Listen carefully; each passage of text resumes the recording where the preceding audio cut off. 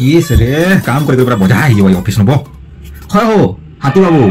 तुमसे पोड़ा जेनो आनलो कि नहीं हो तब इलेक्ट्रिक बिल हैं काम वाला आरो थरो देवा साला हेतार आरो थरो इलेक्ट्रिक लाइन काटी दबो साला यार मैनेजर मो टोटी की प्लान और हेता की ना लागी छे लाइन काटी दबो आरो थरो तार बसनी जंगल के जीवा रहबा जनबा तापर हो कॉल डाला हेलो हेलो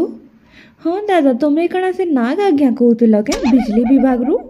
नहीं आज्ञा एटा धमना बाबू के लागी छे जे नाली सफा कर संजेन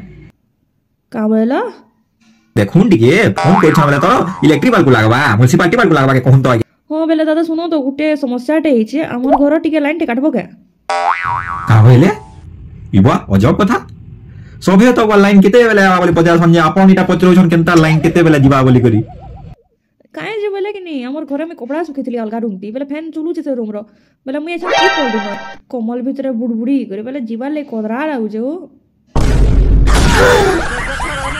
मोला रे